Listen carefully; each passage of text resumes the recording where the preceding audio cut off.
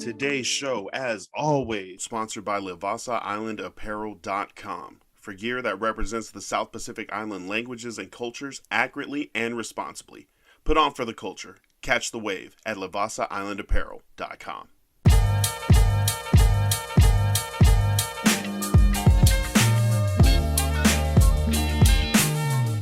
Welcome, everyone, to this week's episode of the Ballinesian podcast. Someone's talking about sports. We got the NBA Finals on deck, as well as a couple other shout-outs to do.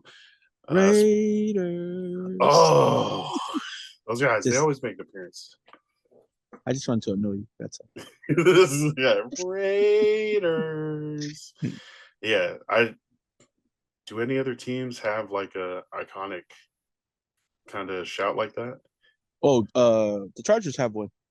No, we lost again. The sniffling. They call out 63. Damn it. 63 points. Hey, we had to get our pick up there. We knew what we were doing. Shout out to Giff Smith for getting us there. 5 straight losses as interim head coach to the 5th overall pick for Jim Harbaugh. Shout out to Giff. This podcast sponsored by Vasa Island Apparel online, www.VasaIslandApparel.com. Just 6 weeks away from 4 days of Aloha up here in Vancouver, Washington, Esther Short Park. It's going to be July 25th through the 28th. That's Thursday through Sunday. It's there at the park. You can buy tickets to get in. And then there's, I want to say like 50 vendors between clothing, food, fashion. Hawaiian Airlines is there. They're usually like right dab, and when you walk in, there's the Hawaiian Airlines tent. A bunch of the main sponsors, drinks, food, music, other Islanders. If you can't find any in the area, this is where they will be for sure, and where you can might be able to get some like kava. Shout out to the Kava Club, man. Hey, nice. Yo, shout out. What is that? Kava Club Northwest? Yeah, Northwest. Yep. Yeah, definitely a bunch of different vendors, organizations. Islanders are going to be at 4 days of Aloha, headlined by Vasa Island Apparel, who will have their tent as they do each year. You can get any of the new shirts. There's the paisley, there's the flowers, there's the tie-dye. If it's that might not be there. That might have been special for last year, but definitely hop online or on the web or on Instagram at _Vasa. Are there crows in your yard? No, just my dog likes to chase everybody. And right now there's people working in their yards, like in the fence. Everybody thinks she's like barking at them because she's mad, but she stays in the house most of the day, so she's really just communicating with everybody. Like, hey, what's up? What you guys doing? Right, pretty much. Like, can I come over? Yeah. Can I see? You know, that's Sula. Like, yeah, all my nieces and nephews, they're like, "Sure, when she barks in my house," I was like, "Look, you guys are scolding a dog for doing what a dog does. A dog barks. What dogs do." And I was like, and then one day when someone's trying to attack you or she's trying to warn you, then you're gonna be like, she's not going to bark anymore because you told her to stop all the time. You told her to stop. Well, no, she's cool, man. That's what I'm thinking of doing with Nora, because she's like always fighting and feisty. And I'm like, I want you to be that fiery, independent person, right? Like your own shit. And if people aren't doing what you want, to like either leave or make them do, how you want to do stuff. Just not with me or her mom. Right. She's super bossy. And I'm like, oh, this might be too much. This might be too much. But I don't want to stamp that out. No, early, I mean, no, for sure. For sure. I mean, right now it's still cute. You know what I mean? Right now it's still cute. So there's methods to curbing that. And I just wanted to say, man, I'm not very good at math, so you had me kind of mixed up and you were like, yeah, man, 6 days till 4 days of Aloha. I was like, 6 weeks till 4 days. Wait a minute. 6 weeks till 4 days to 2 fortnights minus the half moon. And I'm not even high. And I was like, wait a minute. Can I do that? Yeah. But man. Fire merch, but the real prize of coming down to 4 days of Aloha is to meeting people who make brands like Vasa. And you come down, you get to meet Eri, you get to meet and hear about the story of why they created Vasa, and it's all about bringing our people together. Not just obviously, yes, Samoan people, because Eri and both are Samoan, but also our Pacifica people who are all over the United States. And we migrated here from somewhere else, so it's always cool to be around your own people. Not that you should always just be around your own people. Go out meet people, but it's also a great feeling when you can be around your own people and share your culture with other people. So, yep. And then the norm here in America is usually, unless you have family nearby, right, it's not as easy to get together with like your community if you're Pacific Islander, because we live in, we're a very minor minority.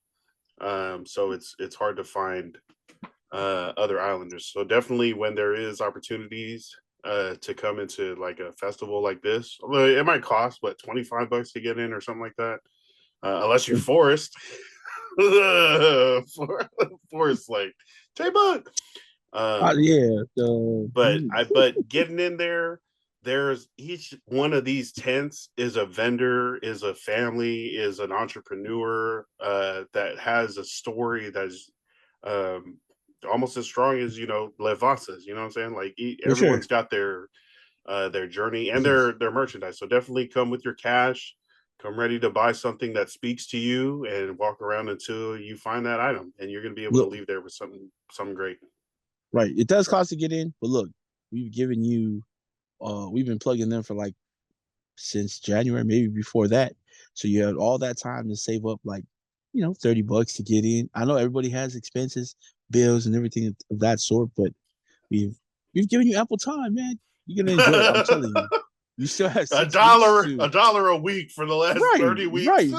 Hey, see, you got 6 weeks to put like $5 aside, and go and enjoy. So yeah, it'll be real great to see you guys down there if we can, and if you can't, I'm pretty sure you'll see videos about it. So yep, and we'll definitely be making. I was talking to you, right? We got to be making content and reels and stuff so people know that they're out there. There's people that fly all the way from Hawaii to set up a tent here in Vancouver for this festival. There's people that fly out from Vegas, over from Utah.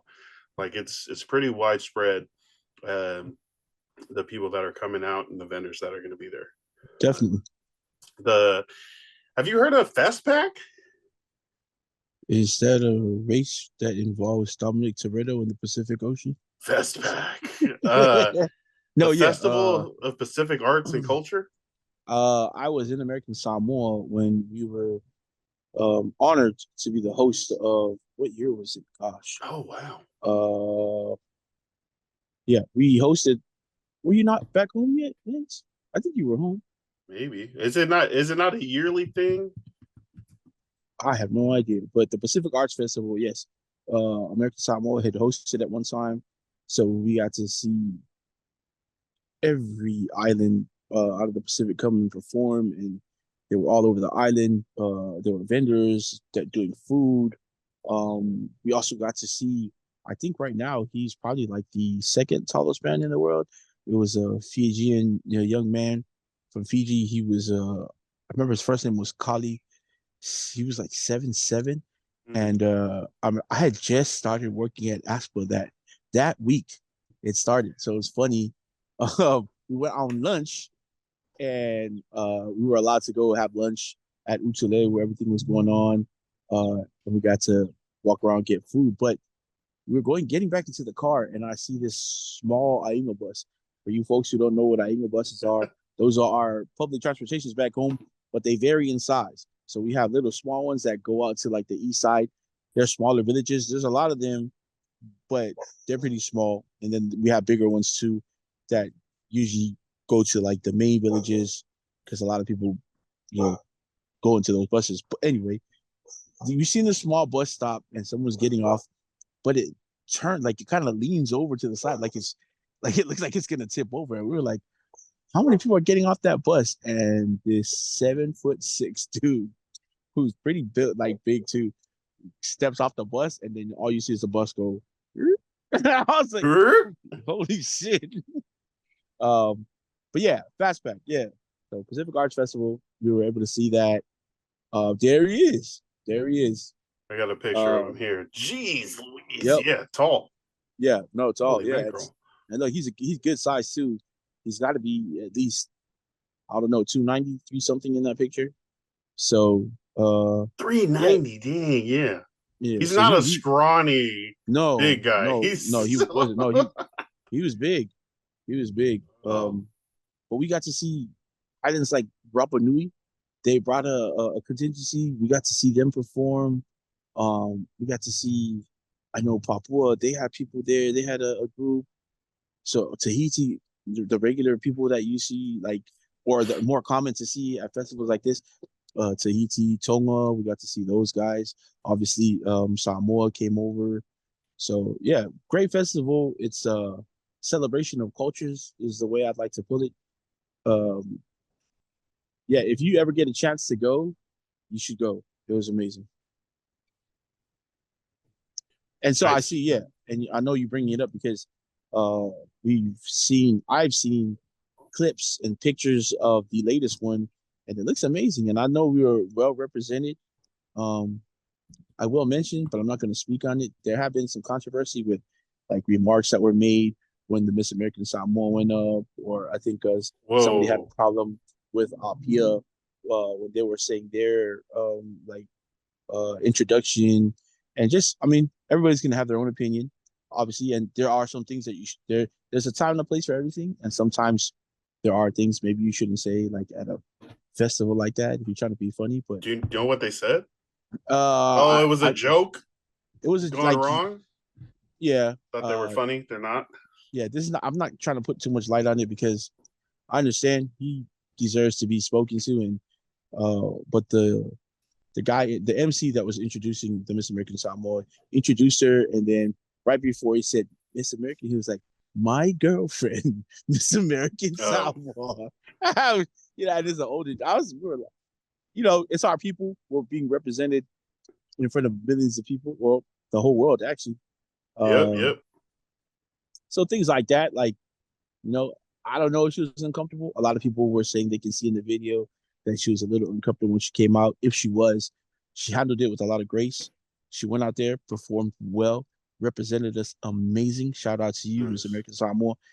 And the rest of the group, they did well. The dancing, the singing, man. And if you go back and you hear a lot of the I don't want to say explanation, but like the introduction to a lot of like the Samoa group, some of the things that the American Samoa people were saying, you know, like I guess explaining to them about the dancing and stuff like that.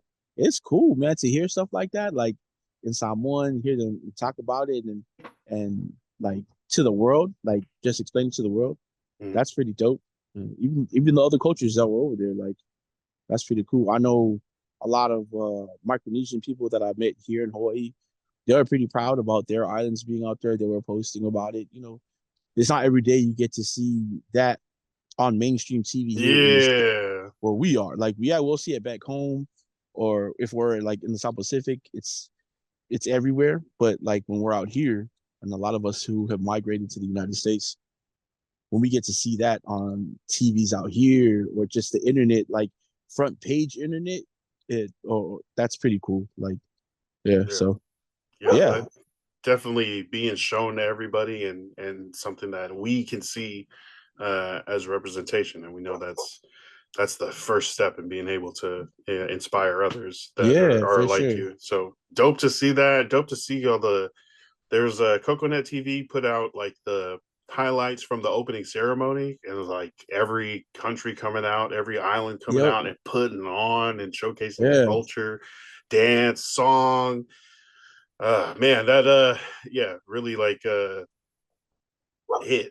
So I know that people seeing their country out there and putting on and representing and being at the forefront of this big festival that's getting a lot of eyes can make people proud too. That's hella dope. Shout out to FestPAC 2024.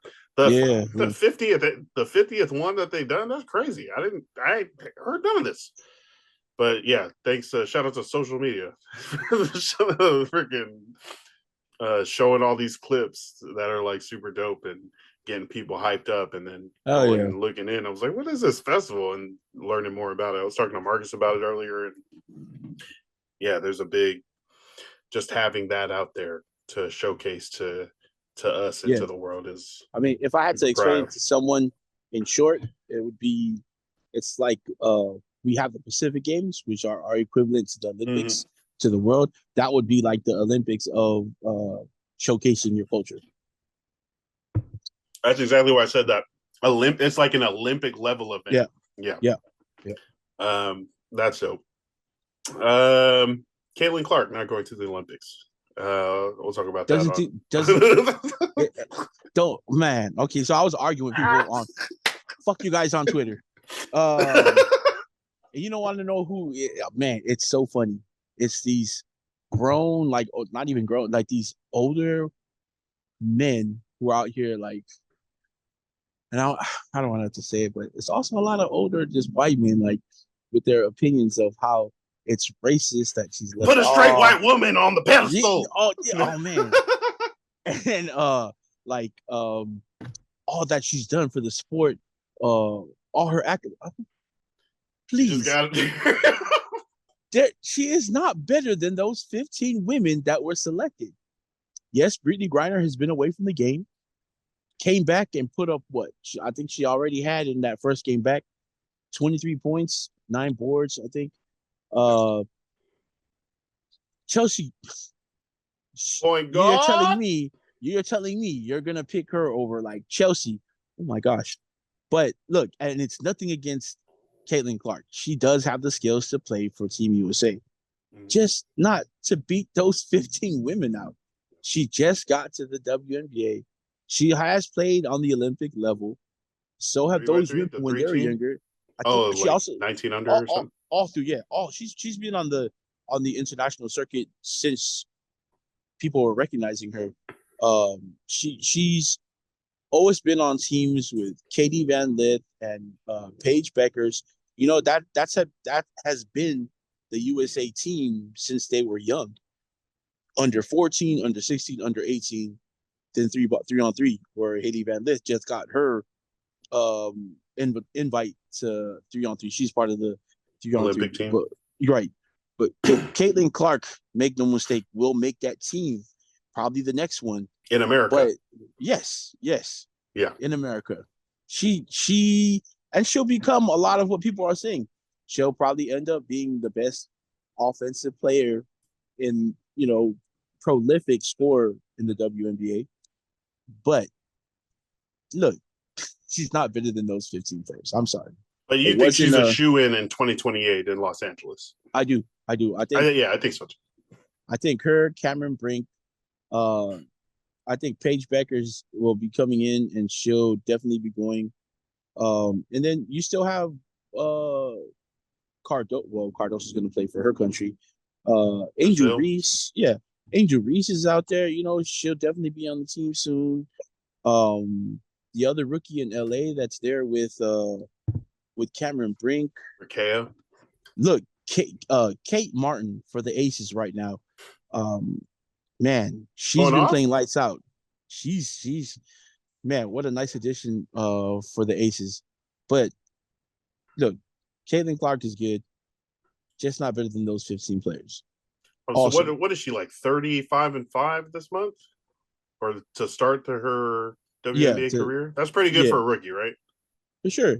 Yeah, for sure. Getting the minutes, getting the shots, putting them in. But as a team, she'd probably be buried on the bench, even if she did make it. There's And not only that, I mean, a lot of these women here that are on the team, they've won championships at every level they've gone to. And unlike some of them Clark has, and I'm not saying that's the criteria, the one and all criteria that gets you onto the team, but they know what it takes to win at that level, to come home with gold. Some of them have won multiple golds already. So hey, take your time. And then the last factor is Caitlin Clark's been on a nonstop tear social media, socially and on the court since she started, like probably the mid part of her junior year when she started getting, all the attention. I mean, and then for her, this quite honestly, and I'm pretty sure if she would have said, she'd probably, I don't need the break, I'm good. Who would turn down if she was actually invited? Like, who would turn down that opportunity? But this is an opportunity for her to catch a little break before, the rest of the season. She can go and chill. She can go enjoy some of that money she's actually making now, that big money that Nike's giving her and that the WNBA is giving her. She can go enjoy some of that, see some friends, relax. That's what that break is for. So, yeah, it's ridiculous, is what I'm saying. All these, it's not a snub, because I mean, well, I think a lot of people that are definitely Caitlin Clark fans, they see her as like, being able to start on the Olympic team or at least come off the bench and provide adequate, like off the bench spark plug scoring to a coach. That's got to be, valuable, right? But for one reason or another, she's not going out. She's not one of the top 15 on the Olympic team. So in 2028, Los Angeles is going to be, she's going to make the team. For sure. So, the thing about all those Caitlin Clark fans, they're wrong. So no, that's what I'm saying. What they see is Caitlin Clark putting up 30 points a game. So definitely, it's like, why would she not contribute? Also, she could be seen as like the traditional conservative American, right flag. And then you have people like her. I think it was her current coach now saying things like, "Oh well, you see what you guys did now. You guys get the hell out of here." Oh, like that's gonna spark her. That's gonna fire her up. I mean, according to the headline, I tapped into ESPN.com/WNBA, right? The WNBA homepage on ESPN. Yeah. It's got 7 headline blurbs. 4 of them were Caitlin Clark related. I was like, damn, it's like Caitlin Clark sets the record for threes. Caitlin Clark left off team. Caitlin Clark not disappointed, right? She's like, that's not disappointed for me. It's just something I'm going to work towards. And the next time, I'm saying that's what she's saying, right? So we got to take her at her word for it. She's not disappointed. I'm sure she understands it the way that they're telling her, the way that you're talking about it. As far as the Olympic, international, worldwide beating team, she's just not there yet. But if you think that she's getting beat up playing in the WNBA, wait till she goes to play. You think they would hip check her like that? Not just her. That's just the game abroad. The game abroad is the rough. FIBA version. Both, man. If you ever get a chance, you could go and watch clips of some of the guys that moved overseas to play professionally. Some of those leagues are like, I mean, if you think you're tough, you go play in some of those. Yeah, like some of those guys are just, and even the women out there when they play, some of them play professionally, but they're not as skilled. Like they're just out there because they're physically able to play. Like, they're built, they're ready to run up and down the court, and other than that, they're gonna play rough. So like, she's got to get ready for that. And there's just a lot of things she's got to get ready for that she's going to get rid of. I understand. So, I think she understands. I think most people understand. I think there's also an engine of media and content that drives it the other way. Because we were in Eastern Oregon this last weekend, and Cousin Evo was like quoting, telling us about the article he read, and the way he read it, what they were saying was, she wouldn't get as much playing time, so they just left her off so as not to cause a big stir to mess with the team. Right. So that's painted more like she should go, but she didn't for political reasons. Not political, but for basketball political reasons. She's not there yet or whatever. But I think it's more... I'd be okay even if it was for that. Like, if they think the best chance for this Olympic team, which is the most important thing, right, is for the team from America to win the American sport in the Olympic competition. Okay. Right. We need to be winning basketball. Is for that team to win. So do you know who the coach for the women's Olympic team is? I didn't see who it was. Is it Gino? It might still be Gino. Yeah, they made that decision, so we're rocking with it, and we know Caitlin Clark is probably going to be a shoe-in. For sure, she's already LA 2028. She's already the top alternate for the team. And I know people are going to nice. See, there you go.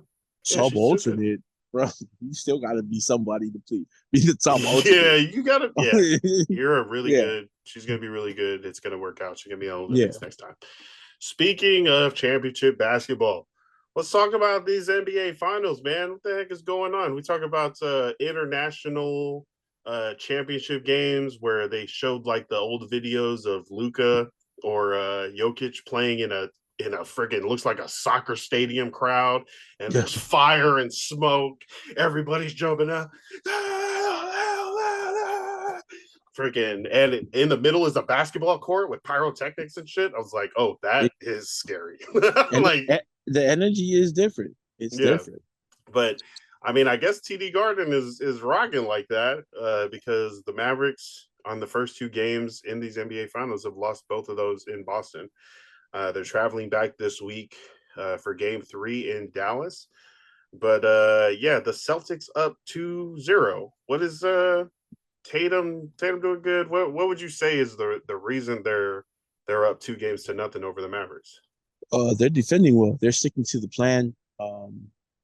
So Dallas comes into the playoffs going where they're headed home right now. So at home they're 25-16. So they obviously play better at home. And to counter that, Boston's coming into the playoffs 27-14 on the road. So, they both play they're countering their best basketball by both playing Boston playing better on the road and Dallas playing better at home. Again, you don't want to have to double Luka, because if you double Luka, of course, that leaves someone else open. This is a crazy flip. Luka has 8 passes of over 25 feet for an assist, which are lobs. You know what I mean? And their shooting percentage is 57% anytime Luka is distributing more in the game. So if he's got like I think he had a triple-double the other day, but if he's passing at like a higher level, Dallas is always winning. And Boston's been able to kind of take that away from Luka. They haven't had to double him. They've been able to play there because they're not a good double team. Like they thrive on playing that one-on-one defense. They got 3 of the better defenders in the league in Drew Holiday, Jason Tatum, and Brown. And then you add Porzingis' length when they got that back, because people weren't expecting him to be back. So when they got that length back, now, he's probably the only guy that he kind of plays like a floating center, to whereas he's not guarding someone one-on-one like hard. He just stays with this guy so he doesn't cause like a 3 seconds defensive 3 seconds, and he just kind of floats the lane or stays in that area, causing shots. Like he doesn't even have to block shots. We saw that in the first 2 games. He able to adjust guys like they've had to think about taking different shots more than they're used to. Man, just the first game, I think he had like maybe 3 blocks in that first like couple minutes when he came into the game. Like he really changed the trajectory of all the shots that Dallas was putting up. So yeah, defensive wise, they've really been able to do what they want to do. And that's Dallas is really, I mean, we've seen Kyrie. Kyrie had what did he go? 1 for so I couldn't find the stat, but he went 1 for something in that first game. He's also admitted that he's had his problems playing against Boston. So they've really stuck to their guns, stuck to their game plan. They haven't been able to, Dallas hasn't been able to make them uncomfortable and play any different. And so they've come out and played that defensive. But you also see the way Dallas came back in the second game. Boston came out and was taking careless threes. kind of allowed them back into the game a little early, but they took care of business again back in the fourth. So, yeah, their stars are starring, and their defense is defensing the things that they needed to happen, and they stole 2 at home because, again, the winning percentage that they have and their winning record at home is better than it is on the road, but they were able to come out at home and, man, you know what I really want to know is what Boston fans are known to be tough and rough and racist. So I want to know a lot of the things that are being said out there, like especially with Kyrie. You think that's affecting the Mavs? It could be. Kyrie's one of those conscious guys, like he's also not. We seen it when he flipped Boston off. I mean, yeah. So, like it could be. I mean, that's tough because again, he's real conscious about a lot of like the race stuff and just. So it could be affecting him a little bit, right? Like, so, yeah.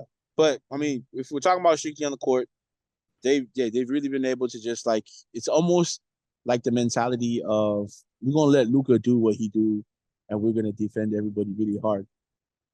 And they've been able to do that, So it doesn't always work that way, but they've really been able to do that. Luka's been able to get his points, he got 32 points, 11 rebounds, 11 assists in game 2, right? But that's on 12 of 21 shooting. See there. So that's like, yo, let him go. You know what I mean? If he's gonna let him do that, we can live with that. Boston can live with that. I mean, I guess that's what 60%. Yeah, I mean that's pretty good. I thought that was. I'm only looking over here. Kyrie Irving 7 of 18. Derek Jones 4 of 7. Both of those guys combined were 0 from 6 from 3, and 1 from 11 if you add in PJ Washington. Right, and no help off the bench. I think it said 9 total points from the bench. And that's the big thing going home now is even though Boston is going with the momentum, being home for Dallas, it could be an energy shift for them. Like I said, they do a lot better at home. Luka at home or in the playoffs right now is scoring 26, but Kyrie is averaging 24 in the playoffs. And they need him to average that 20. They need him to get that 24, and he hasn't been able to get it. That's a big factor as well. Oh, look at that. If Kyrie only scored 16, right? If he would have scored 24 in game 2, which is +8, the Dallas Mavericks would have won by 1 point, 106 to 105. Lance, tell them that we know what we're doing when we come on here. Statistics, analysis, research, baby. Getting a regular person job really did wonders for me. It made me go back into studying. It gave me back my my powers again of actually doing research. Nice. Because what else are you gonna do on your job time than do things for your podcast? Hey man, both of us. Telling you, man.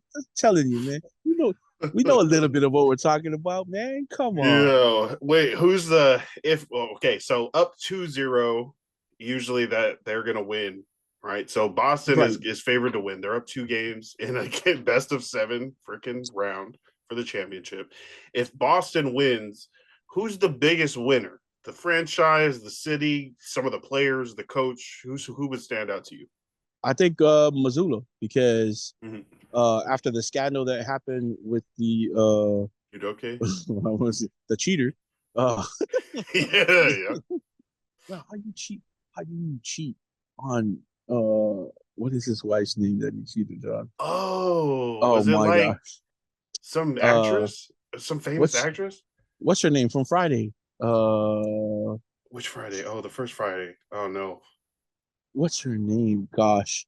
I can't even, my fingers won't even move on the keyboard right now. Oh my God. Now I'm stuck because that's like when that came out, she was like everybody's crush. But yeah, I think Nia Long. Oh my God. There you go. Sorry, Nia. Disrespectful of me. I saw your face. I forgot your name. I'm sorry. But yeah, I think he wins because Mark Mizzou, man, he went. Where did he go? West Virginia. He's a hard nosed guard there. He's a player. He played. He's scrappy, but didn't do much in the league. And then you come in and you get these, like I know, just from being a coach, I know there's people who talk shit like, man, the only reason he got the job was because he was there, and they wanted to do something happened. right. When the scandal happened, they want to do something right. Didn't win it last year, but so I think he gets most of the.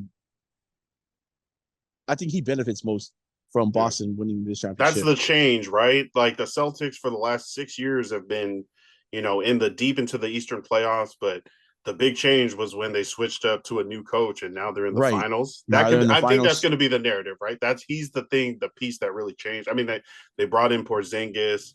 I guess they re-signed or kept Drew Holiday. Right.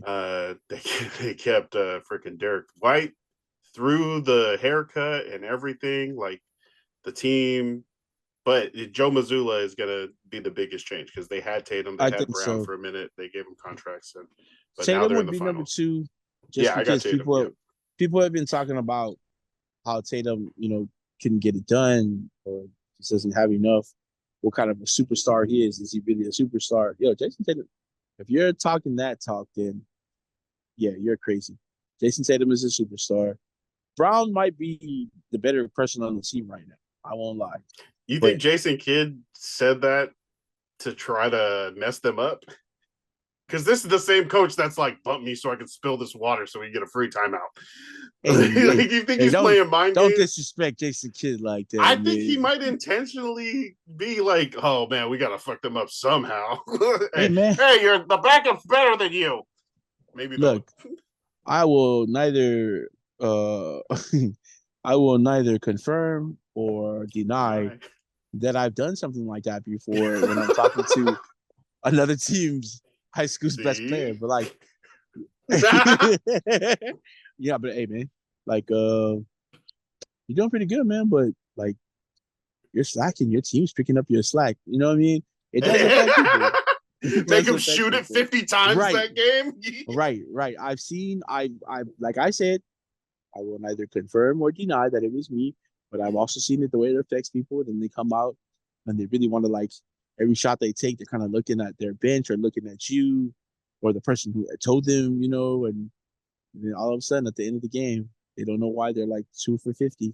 Yeah, that is gamesmanship from a. It is. Yeah. I think it's partly both. I do think he believes that Brown right now is a better player because he has been kind of pushing Boston along, but it's also been like a real good team effort. Like the guys have been showing up. You can't take away from like Derek White.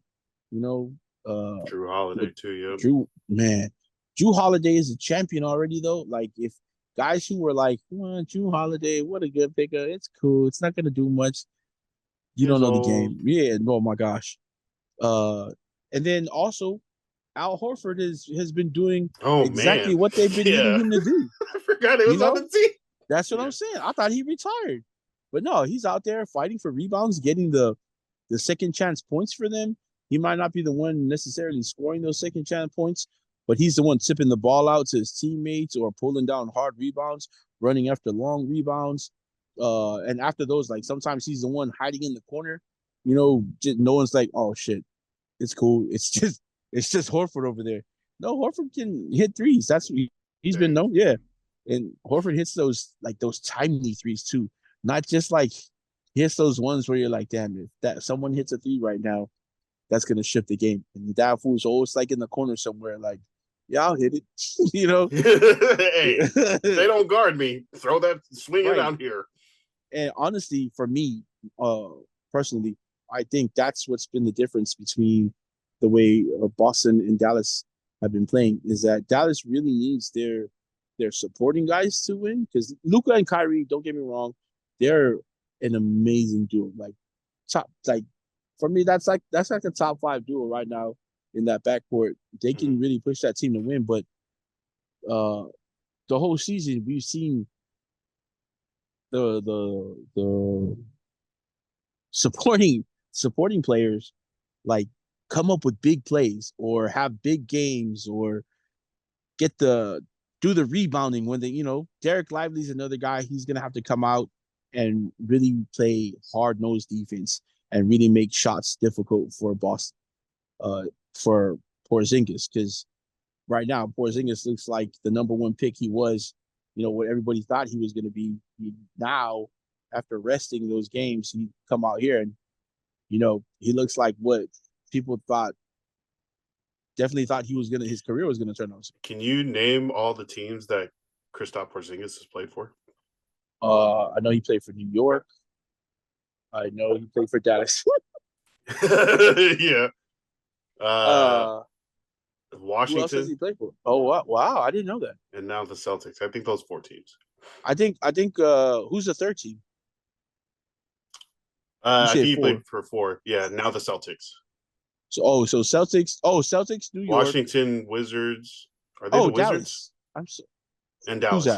Yeah, Dallas. Okay, is it the Washington? It's the Washington Wizards, right? Yeah. They used to be the Bullets. Yes. Okay. Yes. Anyways, when I think about what you said, duos, I see Luka and Kyrie.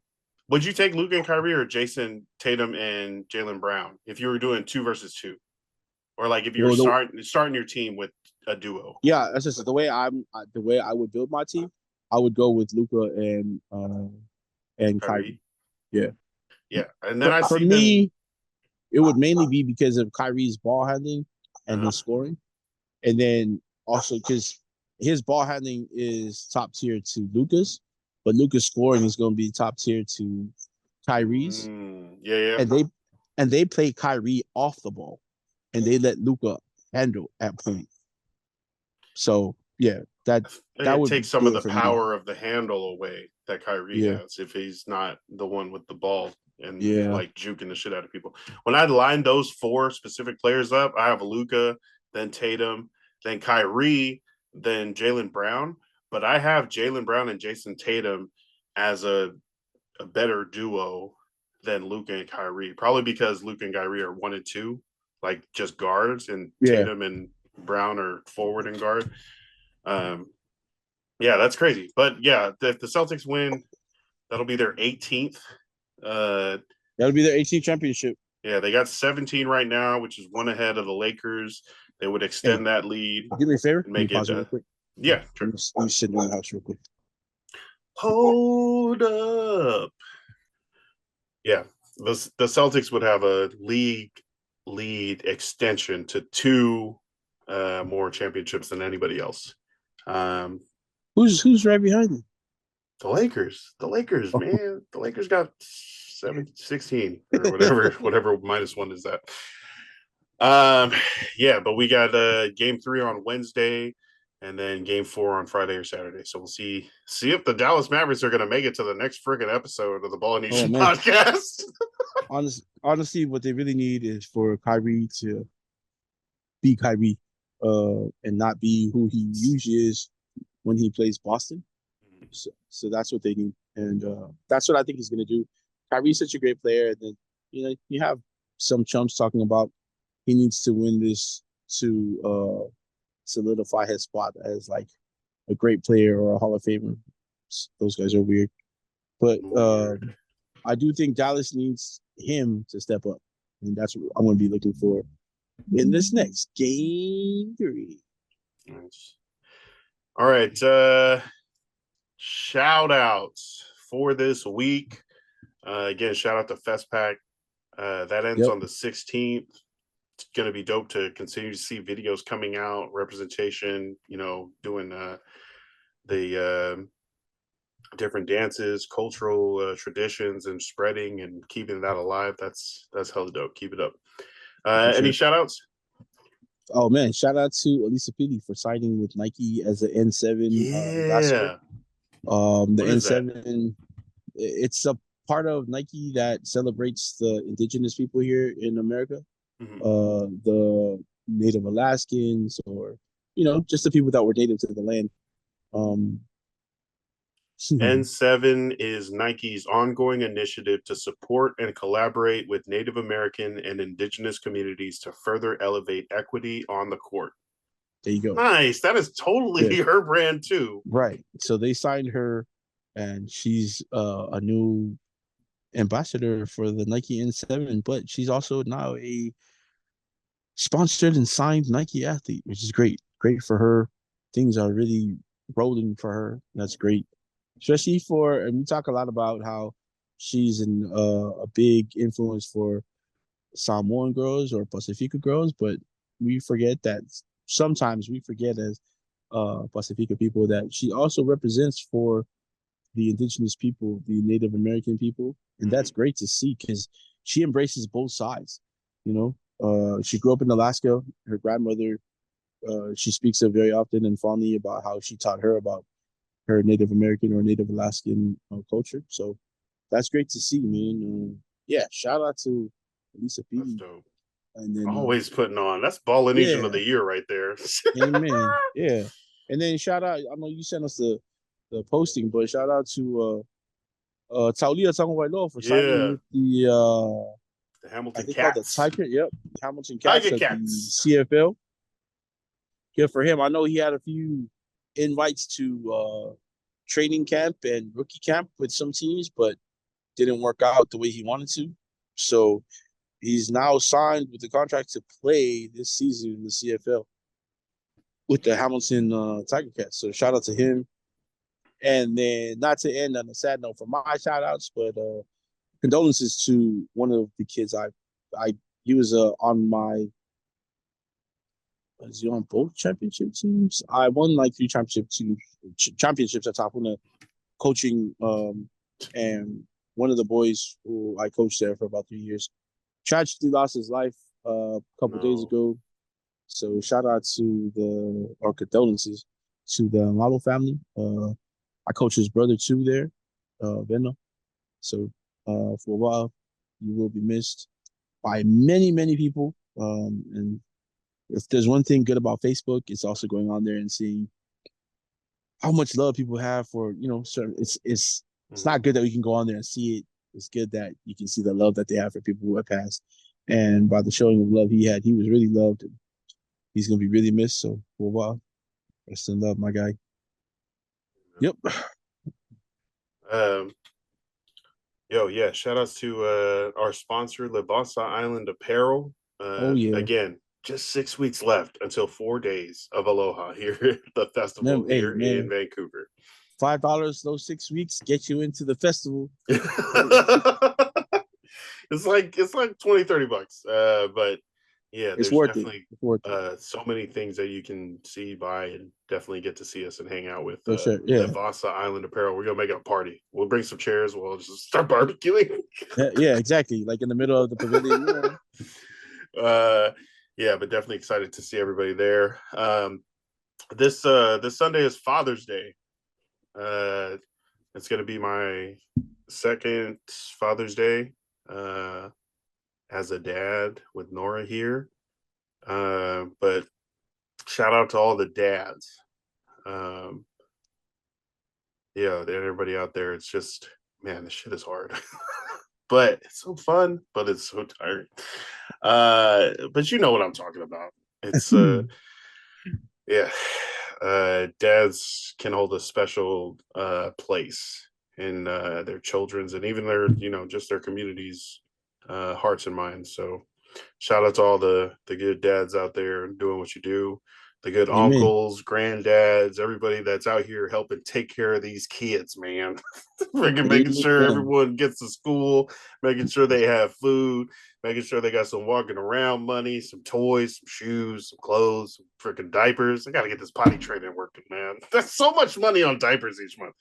Anyways, shout outs to dads, to all the fathers out there, all the Ballinesian dads. Amen. Appreciate you guys for tapping in, tuning in. Anything for Father's Day or any other shout outs? No, man. Hey, yo, man. Shout out to me, man. No, I'm kidding.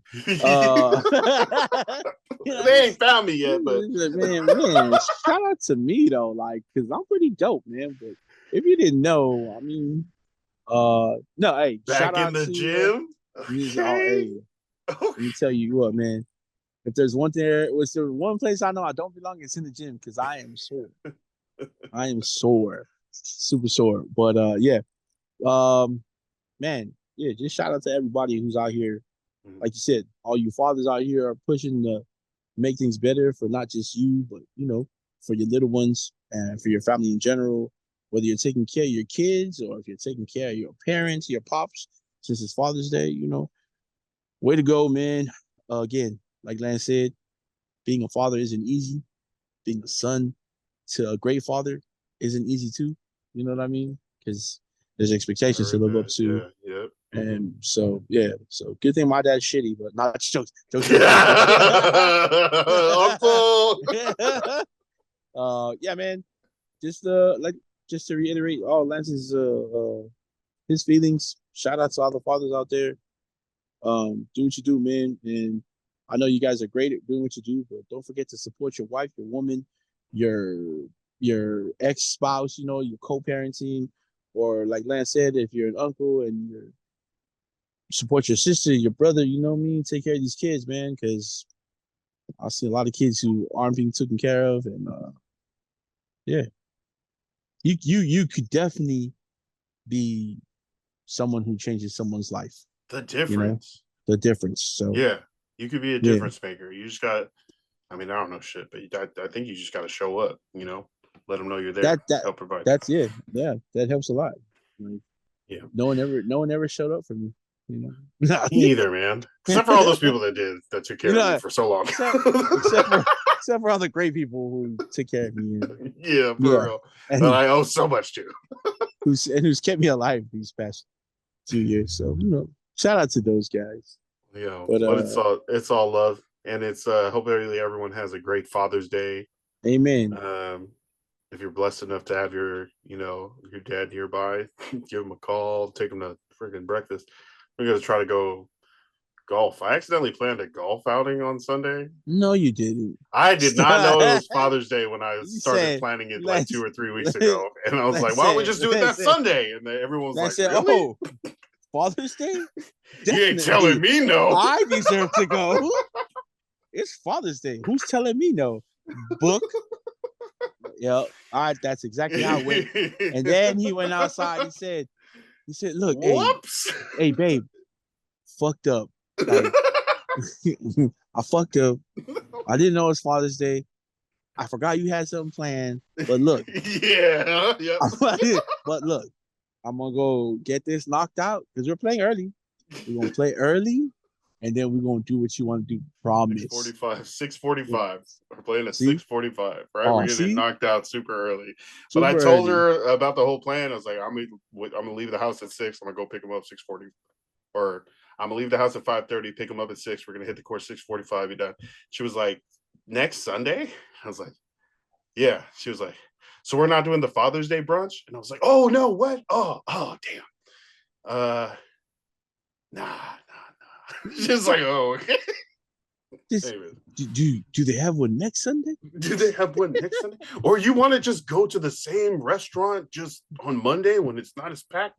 Okay, nice, cool. So that's what we're gonna do. But yeah. Shout out to the dads. Shout out to the moms. Shout out to the kids. Everybody. Shout out to y'all. Thanks for listening. Shout out to us. We're here every week. Sports with Samoans. We got everybody coming in listening about Vasa at 4 Days of Aloha. We got NBA Finals, Caitlin Clark in the Olympics, everything knocked out here. As always, shout out to Ballinesian of the Year, Alissa Pili, N7 Nike athlete, freaking Pac-12 final player of the year type. Right. Yeah. But man, I don't even know what a Minnesota Lynx is, but I want to be a Minnesota Lynx. It's like a cat. It's like a timber wolf, but cat. Yeah, that's our episode for this week. Thank you guys for tapping in. We'll catch you guys next time. Definitely follow us on social media at Ballinesian. Check out the Polyticket Network for the podcast, the Patreon, and also Way Back Wednesday and the Pacifico Movie Starter Kit. We're watching Take Home Pay with Tofinga this week. We'll be breaking that down. We had a strongest characters draft on Way Back Wednesday last. I had Superman, Wolverine, Doctor Strange, and Kratos from God of War on my team. That's pretty good, whack, right? No! Send me your 4, bro. We'll simulate this match. Thank you, everybody, for tapping in, for supporting us, for listening.